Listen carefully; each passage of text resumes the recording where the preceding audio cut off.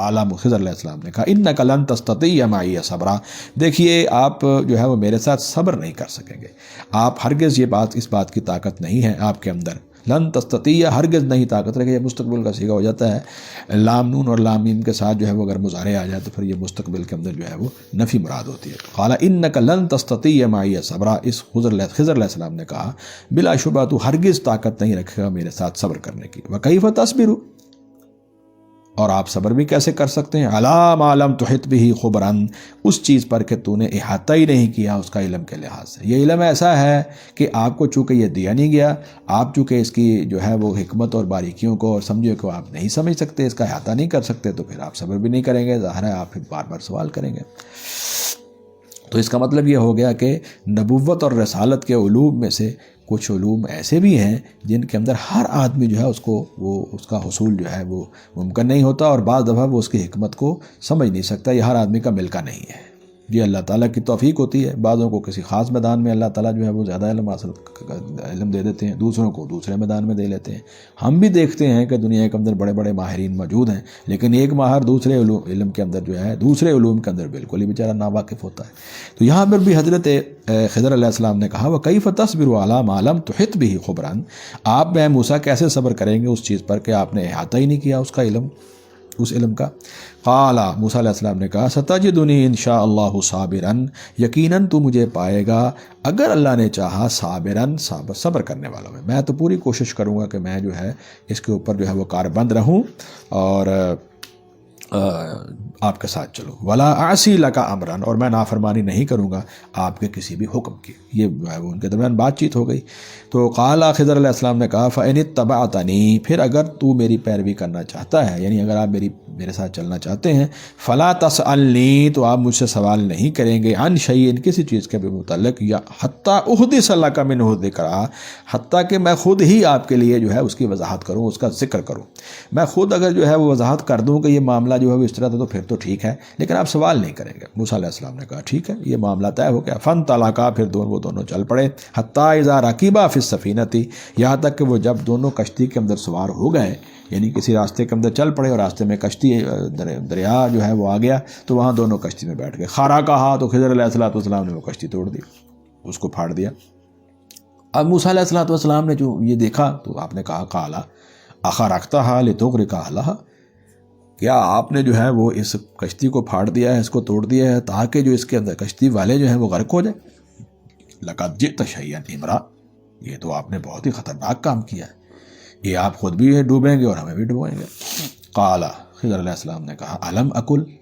کیا میں نے نہیں کہا تھا انک لن تستطیع معی صبرا، کہ بے شک تو ہرگز طاقت نہیں رکھے گا میرے ساتھ صبر کرنے کی۔ قال موسیٰ علیہ السلام نے کہا لا تؤاخذنی، دیکھیے آپ میرا مواخذہ نہ کیجیے، میری پکڑ نہ کیجیے، بما نسیتو، اس پر جو میں بھول گیا ہوں، میں جو ہے وہ آپ سے میں نے جو ہے وہ کمٹمنٹ تو یہی کی تھی کہ میں آپ سے سوال نہیں کروں گا، لیکن معاملہ ہی ایسا تھا کہ میں رہ نہیں سکا، تو اب میں بھول گیا ہوں، تو اس بھول کے اوپر جو ہے آپ جو ہے وہ میرا مواخذہ نہ کیجیے، میری پکڑ نہ کیجیے گا۔ ولا ترہقنی من امری عسرا، اور آپ جو ہے وہ میرے معاملے کے اندر جو ہے وہ مجھے تنگی میں نہ ڈالیے، میرے اوپر آسانی کیجیے۔ خضر علیہ السلام مان گئے۔ فانطلقا، پھر دونوں چل پڑے، پھر وہ دونوں چلے حتی اذا لقیا غلاما، جہاں تک کہ وہ دونوں جو ہیں وہ ملے ایک لڑکے کو، یہاں پر جو ہے وہ یعنی دو کا جو ہے وہ تثنیہ کا صیغہ جو ہے وہ عربی میں آ رہا ہے، لقیا غلاما فقتلہ، تو خضر علیہ السلام نے اس لڑکے کو قتل کر دیا۔ قال موسیٰ علیہ السلام نے کہا اقتلت نفسا زکیۃ بغیر نفس، کیا آپ نے جو ہے وہ ایک بے گناہ جان کو بغیر کسی جان کے بدلے میں قتل کر دیا ہے؟ یعنی اگر اس کا کوئی گناہ ہوتا ہے، اس نے کسی کو قتل کیا ہوتا تو بدلے میں آپ اس کا قتل جو ہے وہ تو جائز تھا، لیکن یہ آپ نے کیا کیا، آپ نے جو ہے وہ ایک ایسے بے گناہ جان، پاک جان کو جو ہے وہ قتل کر دیا ہے۔ لقد جئت شیئا نکرا، بلا شبہ آپ نے تو ہے وہ نہایت ہی برا کام کیا ہے۔ ترجمہ اس کا یہ ہے کہ تو نے کیا ہے نہایت ہی برا کام آپ سے ہو گیا ہے، کسی جان کو اس طرح قتل نہیں کرنا چاہیے تھا۔ اب پھر خضر علیہ السلام نے کہا قال خضر علیہ السلام نے کہا الم اقل لک، کیا میں نے نہیں کہا تھا آپ سے انک لن تستطیع معی صبرا، کہ آپ جو ہیں وہ میرے ساتھ بالکل بھی ہرگز بھی صبر نہیں کر سکیں گے۔ یہ میرے پاس اللہ رب العزت نے ایسا علم مجھے عطا فرمایا ہے کہ جب میں اس کو آپ کے سامنے جو ہے وہ آشکار کروں گا تو آپ سے رہ نہیں ہوگا۔ پھر فرمایا قال ان سألتک عن شیء بعدہ، موسیٰ علیہ السلام نے اب یہاں پر وہ اسی بات کو دوبارہ دہرایا جو پہلے معاہدہ ہوا تھا۔ موسیٰ علیہ السلام نے کہا ان سالتو کا، اگر میں آپ سے سوال کروں، ان شیئن، کسی چیز کے بارے میں، بعدہا، اس کے بعد، یہ دو واقعات کے بعد اب اگر میں سوال کروں، فلا تصاحبنی، تو آپ پھر مجھے ساتھ نہ رکھیے، قد بلغت من لدنی عذرا، یہ جو ہے آپ جو ہے وہ میری طرف سے مکمل طور پر جو آپ کو یہ عذر پہنچ گیا ہے، اب آپ جو ہے وہ فیصلے کا اختیار رکھتے ہیں، مجھ کو علیحدہ کر سکتے ہیں۔ قد بلغت من لدنی عذرا، تحقیق تو پہنچ گیا ہے میری طرف سے مکمل عذر کو۔ یہاں پر بھی دیکھیے لدنی کا لفظ جو ہے وہ آیا ہے۔ فانطلقا، پھر وہ دونوں چلے، حتی اذا آتیا اہل قریۃ، یہاں تک کہ وہ دونوں آئے ایک بستی والوں کے پاس، ایک شہر سے گزرے، ایک بستی سے گزرے۔ نستطعما، یہ دونوں نے جو ہے وہاں سے کھانا مانگا۔ یہ استطعام جو ہے اس سے ہے، یعنی اس میں طلب کا مفہوم ہے استفعال کے وزن پر۔ اہل قریۃ نستطعما، تو دونوں نے کھانا مانگا، بھوکے تھے، سفر سے گزرے، سفر کرتے آ رہے تھے، انہوں نے کہا گاؤں کے اندر ٹھہرتے ہیں، کسی کو کہتے ہیں کہ ہمیں کھانا کھلا دو۔ اہلہا، اس بستی والوں سے انہوں نے جب وہ کھانا طلب کیا، فابوا، تو انہوں نے انکار کر دیا، ان یضیفوہما، ان دونوں کی مہمان نوازی کرے، اس بات سے انہوں نے انکار کر دیا کہ وہ مہمان نوازی کرے۔ انہوں نے کہا بھائی جاؤ اپنا کام کرو، ہمارے پاس کوئی کھانا شانا نہیں ہے۔ فوجدا فیہا جدارا، اب دونوں کو بھوک بھی لگی ہوئی ہے، بھوکے پیاسے ہیں، سفر کی بھی لمبی تھکاوٹ ہے، تو وہاں پر خضر علیہ السلام نے کیا کہا، فوجدا، پھر دونوں نے پائی، فیہا، اس میں، جدارا، ایک دیوار، یرید ان ینقض، وہ بالکل قریب تھی کہ گر جائے۔ فاقامہ، تو خضر علیہ السلام نے جو ہے وہ فیصلہ کیا کہ اس کو سیدھا کر دیا جائے۔ فاقامہ، تو خضر علیہ السلام نے اسے سیدھا کر دیا، یعنی خضر علیہ السلام نے جو ہے وہ اس دیوار کو جو ہے وہ جو گر چکی تھی اس کو بنانا شروع کر دیا اور وہ مکمل کر دی۔ اب ظاہر ہے موسیٰ علیہ السلام نے کہا کہ ان لوگوں نے تو ہمیں کچھ جو ہے وہ کھانے پینے سے بھی انکار کر دیا، ہماری مہمان نوازی کا بھی انکار کر دیا، تو بہتر یہی تھا کہ اس دیوار جو ہے اس کی تعمیر کی مزدوری طے کرتے، مزدوری جو ہے وہ اس کے ہم لوگ جو ہے وہ لے لیتے ان سے، دیوار بھی بن جاتی اور وہاں سے ہم کھانا لے لیتے۔ اب جب یہ کام ہو گیا تو موسیٰ علیہ السلام نے کہا، قال، موسیٰ علیہ السلام نے کہا، لو شئت، اگر آپ چاہتے، لاتخذت علیہ اجرا، تو آپ یقیناً لے لیتے اس پر کچھ اجرت، کوئی مزدوری لے لیتے۔ تو قال ھذا فراق بینی و بینک، خضر علیہ السلام نے کہا دیکھیے اب میرے درمیان اور آپ کے درمیان جدائی ہو گئی ہے، آپ معاہدہ ہو گیا تھا پہلے، 2 دفعہ آپ صبر نہیں کر سکے، تیسری دفعہ آپ نے خود کہا تھا کہ اگر اس کے بعد میں سوال کروں تو آپ مجھے چھوڑ دیں گے، تو اب آپ کے درمیان جو ہے وہ فرق ہو گیا ہے، جدائی ہو گئی ہے، اب ہم آگے نہیں چل سکتے۔ سأنبئک بتأویل ما لم تستطع علیہ صبرا، لیکن میں آپ کو ضرور بتاؤں گا، سأنبئک، ان قریب میں تجھے بتاؤں گا، بتأویل، حقیقت، ما لم تستطع، ان باتوں کی کہ آپ کے اندر طاقت نہیں آپ نے رکھی، علیہ صبران، ان پر صبر کرنے کی، جن چیزوں کے اوپر آپ صبر نہیں کر سکے، اب میں آپ کو جو ہے وہ ان کی حقیقت بتاتا ہوں کہ اصل حقیقت کیا ہے۔ اب اکیلے اکیلے معاملے کو سنیے۔ اما السفینۃ، رہی کشتی، فکانت لمساکین، تو وہ دو تو تھی چاند مسکینوں کی، وہ اپنے جو ہے وہ کشتی دریا میں چلا کر جو ہے وہ گزارا کرتے تھے، یہ ان مسکینوں کی تھی۔ یعملون فی البحر، جو سمندر کے اندر وہ کام کرتے تھے۔ فاردت، چنانچہ میں نے چاہا، ان اعیبھا، کہ میں اسے عیبدار کر دوں، اس کے اندر کوئی جو ہے وہ نقص وغیرہ ڈال دوں، اس کو تھوڑا سا جو ہے وہ کوئی اس کو جو ہے وہ کیا کہتے ہیں عیبدار کر دوں، اس کو پھاڑ دوں۔ وَكَانَ وَرَاءَهُمْ مَلِكٌ، جبکہ تھا ان کے آگے ایک بادشاہ، يَأْخُذُ، جو لے لیتا تھا، كُلَّ سَفِينَةٍ غَصْبًا، ہر اس کشتی کو زبردستی جس کے اندر عیب نہیں ہوتا تھا، وہ بالکل صحیح سلامت کشتی جو ہے وہ لیتا اور اس کے اوپر قبضہ کر لیتا۔ ہو سکتا ہے کہ وہ بادشاہ جو ہے وہ اپنے بحری بیڑے اور جو ہے وہ اس کے اندر اضافہ کر رہا ہو، تو وہ کوئی بھی بے عیب کشتی جو ہے اس کشتی کو زبردستی لوگوں سے وصول کر لیتا، اس کو جو ہے وہ غصب کر لیتا اور اس کا معاوضہ بھی نہیں دیتا تھا۔ اب جب میں نے مساکین جو ہیں ان کی یہ کشتی کے اندر جو ہے وہ تھوڑا سا سوراخ کر دیا یا اس کو عیبدار کر دیا تو وہ اس کو چھوڑ دے گا، وہ نہیں لے گا، وہ سمجھے گا کہ یہ کشتی جو ہے یہ ہمارے لیے فائدہ مند نہیں ہے، تو مساکین جو ہیں وہ دوبارہ اس کو جوڑ لیں گے اور جوڑنے کے بعد جب اپنا کام شروع کر دیں گے۔ تو یہ بظاہر دیکھنے میں نقصان ہو رہا تھا لیکن حقیقت میں ان کا فائدہ تھا۔ وہ اما الغلام، اور رہا وہ لڑکا، فکانہ ابواہ، تو تھے اس کے ماں باپ، مؤمنین، دونوں مومن تھے، اللہ کو ماننے والے تھے اور نیک لوگ تھے۔ فخشینا، چنانچہ ہم ڈرے، ان یرہقہما، کہ اس بات سے کہ وہ ان دونوں کو مجبور کر دے گا، یہ لڑکا جب جوان ہوگا تو دونوں کو مجبور کر دے گا، کس بات پر؟ طغیانا و کفرا، ہماری سرکشی پر اور کفر پر، اللہ تعالیٰ کے کی طرف سے اللہ تعالیٰ کے پر جو ہے وہ سرکشی کریں گے، اور عین ممکن ہے کہ یہ لڑکا اس طرح ان کو مجبور کر دے کہ وہ کفر اختیار کر دے۔ چنانچہ ہم نے کیا کیا کہ ان کے والدین کو بارے میں یہ جو ہے وہ ہم نے فیصلہ کیا کہ یہ لڑکا واپس لے لیا جائے اور اس کی جگہ پر ان کو ایک اچھا نیک صالح بیٹا عطا کر دیا جائے۔ اب دیکھیے یہاں دنیا کے اندر ایسے ہی ہوتا ہے کہ کسی کی اولاد جب فوت ہو جاتی ہے بچپن میں یا جوانی میں یا بڑھاپے میں یا کسی بھی عمر میں، تو وہ ان کو محسوس ہوتا ہے کہ یہ ہمارا بہت بڑا نقصان ہو گیا، لیکن حقیقت میں کیا ہے، اس کے پیچھے کچھ ایسی خیریں ایسی حکمتیں ہوتی ہیں جو انسان نہیں جانتا۔ تو فرمایا کہ فَأَرَدْنَا، لہذا ہم نے چاہا، أَن يُبْدِلَهُمَا، یہ کہ ان دونوں کو بدلے میں دیں، ربُّهُمَا، ان دونوں کا رب، خَيْرًا مِّنْهُ زَكَاةً، ایک ایسا لڑکا جو پاکیزگی میں بہت بہتر ہو، وَأَقْرَبَ رُحْمًا، اور شفقت میں زیادہ قریب ہو، یعنی اپنے ماں باپ کے لیے بھی وہ جو ہے وہ شفقت کا سبب ہو، اور ماں باپ کی شفقت جو ہے وہ اس کے لیے زیادہ ہو، اور وہ بھی اسی طرح نیک اور صالح اور پاکیزہ ہو جس طرح اس کے ماں باپ ہیں۔ یہ اللہ رب العزت کا فیصلہ تھا، اس لیے میں نے اس کو قتل کر دیا۔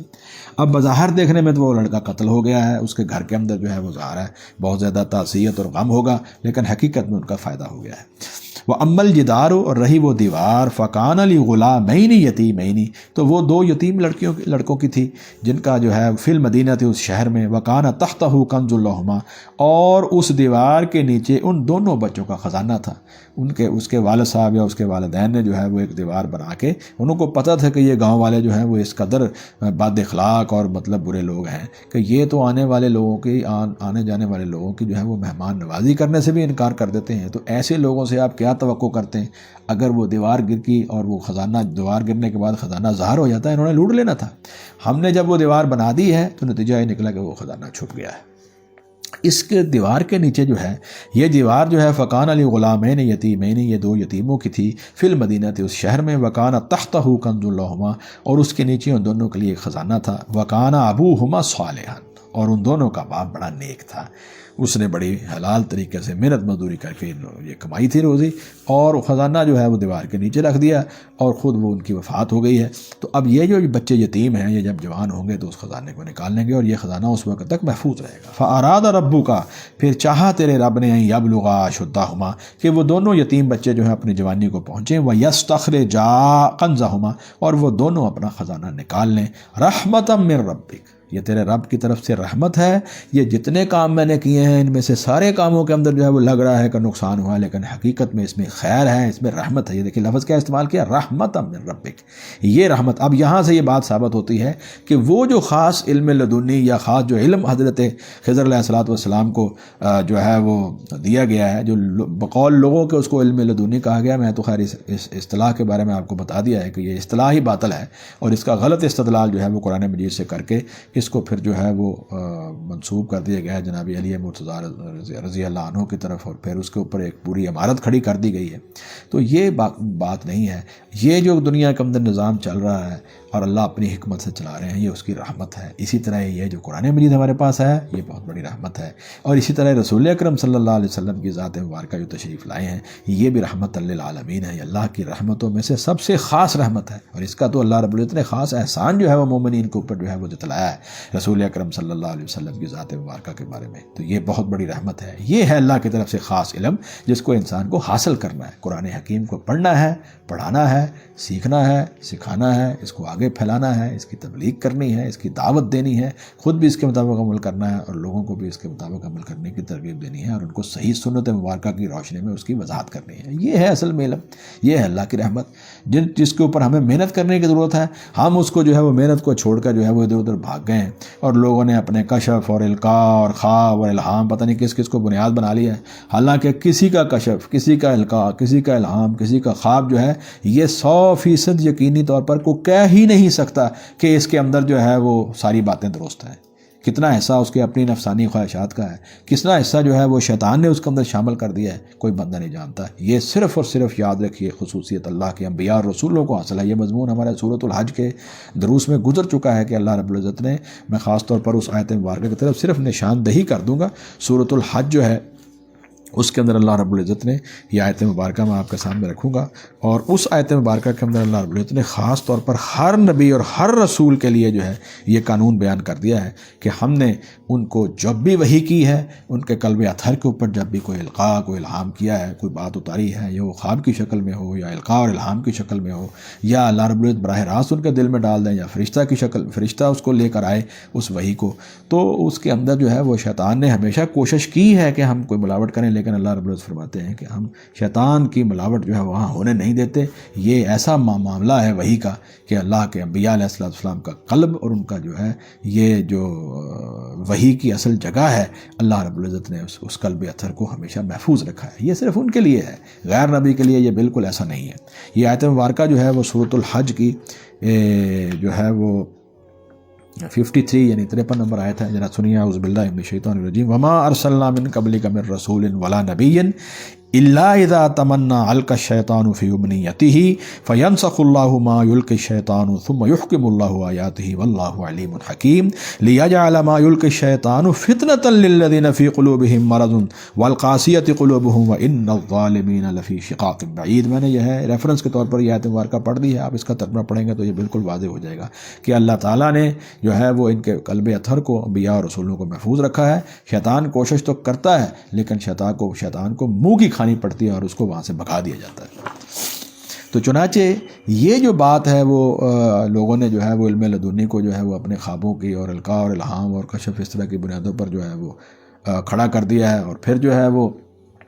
کیا اسے کہتے ہیں کتابوں کی کتابیں بھر دی ہیں۔ ان لوگوں کو اللہ کے خوف سے ڈرنا چاہیے، امت کی رہنمائی جو ہے وہ اس طریقے سے کرنی چاہیے جس طریقے کے ساتھ حضور اکرم صلی اللہ علیہ وسلم نے یہ پیغام امت تک پہنچایا ہے، اور صحابہ کرام رضوان اللہ علیہم اجمعین نے جس طرح امت کو جو ہے یہ پیغام پہنچایا ہے، جس میں سب سے پہلی اولین چیز قرآن حکیم ہے، اور دوسری چیز حضور اکرم صلی اللہ علیہ وسلم کی سنت مبارکہ ہے، آپ کی تشریح ہے، آپ کی تبیین ہے، آپ نے جو اس کے بارے میں وضاحت فرمائی ہے۔ بس یہ دو روشنیاں ہمارے پاس اگر ہیں تو ہم راہ راست پر ہیں، اور یہی علم لدنی ہے، یہی سمجھو کہ رحمت ہے، یہی ہدایت ہے، یہی دین اسلام ہے، اور یہی شریعت ہے، یہی طریقت ہے، یہی ظاہری پہلو ہے، یہی باطنی پہلو ہے، یہی تزکیہ ہے۔ یہ اس سے کوئی چیز باہر نہیں ہے۔ رسول اکرم صلی اللہ علیہ وسلم نے جو ہے وہ پوری کی پوری انسانیت کو یہ پیغام پہنچا دیا ہے، اور آپ سے بڑھ کر نہ کوئی پیغام پہنچانے والا ہے، نہ آپ سے بڑھ کر کوئی تزکیہ کرنے والا ہے۔ یہ بات ذہن میں رکھیے۔ یہ تزکیہ کے نام پر بھی کرتے ہیں جی، ہم جو ہے وہ لوگوں کو مختلف قسم کے ذکر اور پتہ نہیں کیا کچھ سکھاتے ہیں جس سے جو ہے وہ ان کے قلب پاک ہو جاتے ہیں، جسم پاک ہو جاتا ہے، روح پاک ہو جاتی ہے۔ دیکھیے یہ روح کی پاکیزگی، قلب کی پاکیزگی، ذہن کی پاکیزگی، جسمانی پاکیزگی، ظاہری پاکیزگی، باطنی پاکیزگی، سارے کی ساری پاکیزگی اور تزکیہ محمد رسول اللہ صلی اللہ علیہ وسلم نے جو ہے وہ قرآن مجید کی روشنی میں کر دی ہے، اور یہی ہمارے لیے کافی ہے۔ تو فرمایا حضرت خضر علیہ السلام نے رحمت من ربک، اے موسیٰ یہ تیرے رب کی رحمت سے میں نے یہ کام کیا ہے۔ آگے فرمایا وما فعلتہ عن امری، میں نے یہ کام اپنی مرضی سے نہیں کیے، اللہ تعالیٰ نے مجھے یہ کرنے کا حکم دیا، میں نے کیے ہیں، اور آپ کے سامنے یہ اس لیے آشکار کیے ہیں کہ آپ کو بھی بات سمجھ آ جائے کہ اللہ تعالیٰ کے ہر کام کے اندر جو ہے وہ کون کون سی خیر اور بھلائی کی حکمتیں پنہاں ہیں۔ ذالک تأویل ما لم تستطع علیہ صبرا، یہ ہے حقیقت ان باتوں کی جس کے اوپر اے موسیٰ علیہ السلام آپ صبر نہیں کر سکے، آپ صبر کرنے کی طاقت نہیں رکھتے تھے۔ یہاں یہ رکوع ختم ہوتا ہے، اور اس کے اندر صحیح روایت کے اندر نبی صلی اللہ علیہ وسلم کی حدیث مبارکہ ہے، ایک مفہوم اس کا یہ ہے کہ حضور صلی اللہ علیہ وسلم نے فرمایا کہ کاش موسیٰ علیہ السلام صبر کرتے، موسیٰ علیہ السلام صبر کرتے، اور اس صبر کے نتیجے کے اندر جو ہے وہ ہم ان سے یعنی خضر علیہ السلام سے اور باتیں سیکھ لیتے ہیں۔ اس طرح حدیث مبارکہ کے اندر کے الفاظ کا مفہوم ہے جو ہے، یعنی حضور صلی اللہ علیہ وسلم کی بھی خواہش یہ تھی کہ موسیٰ علیہ السلام اگر خاموشی اختیار کرتے تو ہو سکتا ہے کہ خضر علیہ السلام جو ہے وہ اور جو ہے وہ اس طرح کے جو واقعات اللہ تعالیٰ کے حکم سے جو ہیں وہ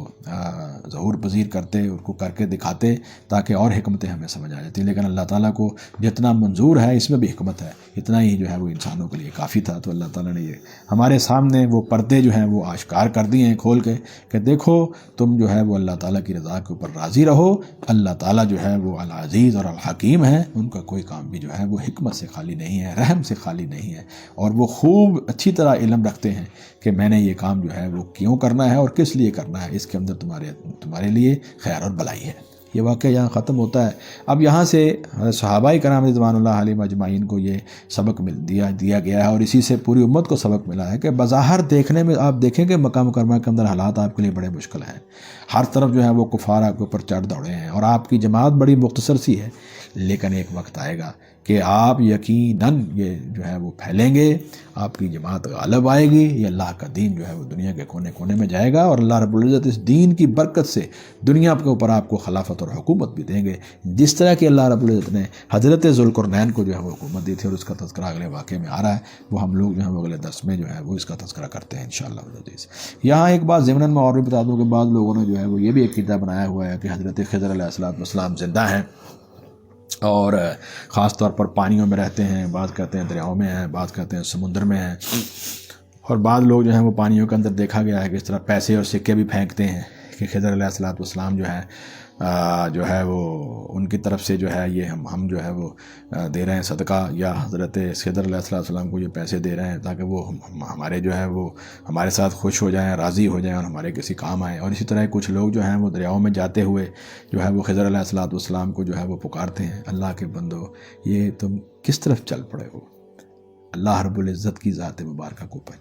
کی ذات کی عظمت اور اس کی کبریائی کو پہچانو، اللہ وحدہ لا شریک ہے، ہر وقت جو ہے وہ آپ کی پکار کو سن رہے ہیں، آپ جو ہے آپ کی شارک سے بھی زیادہ قریب ہے، اور وہ الحی اور القیوم ذات ہے، اسی کو جو ہے وہ اپنی عبادت کے اندر پکارو، اسی سے سوال کرو۔ اللہ رب العزت جو ہے وہ ہر طرح کے مشکلات اور مصائب اور مسائل کو حل کرنے پر پوری طرح قدرت رکھتے ہیں، یہ اس کی ذات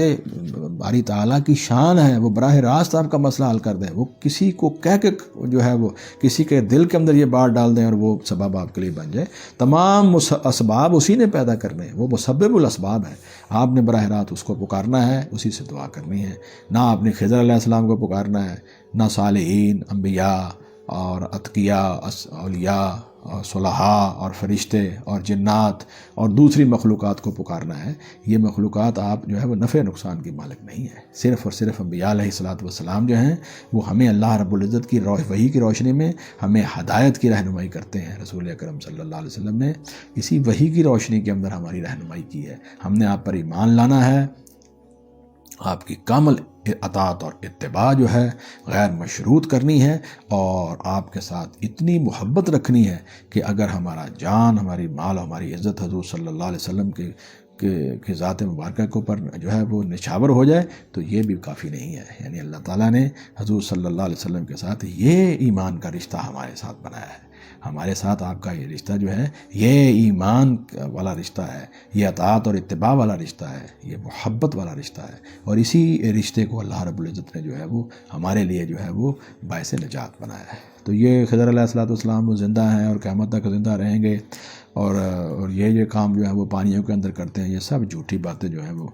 منسوب کی گئی ہیں، روایات کے اندر جو ہے وہ ان کو لایا گیا ہے، پھر روایات لکھی گئی ہیں، پھر ان کے اوپر بحث ہوئی ہے، کسی نے اس کو صحیح کہہ دیا، کسی نے ضعیف کہہ دیا، کسی نے حسن کہہ دیا، کسی نے موضوع کہہ دیا اسناد کے حوالے سے، لیکن حقیقت یہ ہے کہ اس کا کوئی وجود جو ہے وہ نہیں ہے، یہ ساری باتیں جو ہیں وہ گھڑی ہوئی ہیں اور گھڑی ہوئی محسوس ہوتی ہیں، کیونکہ صحیح بخاری شریف کے اندر ایک روایت آتی ہے کہ حضور صلی اللہ علیہ وسلم نے ایک موقع پر عشاء کی نماز کے بعد فرمایا کہ لوگوں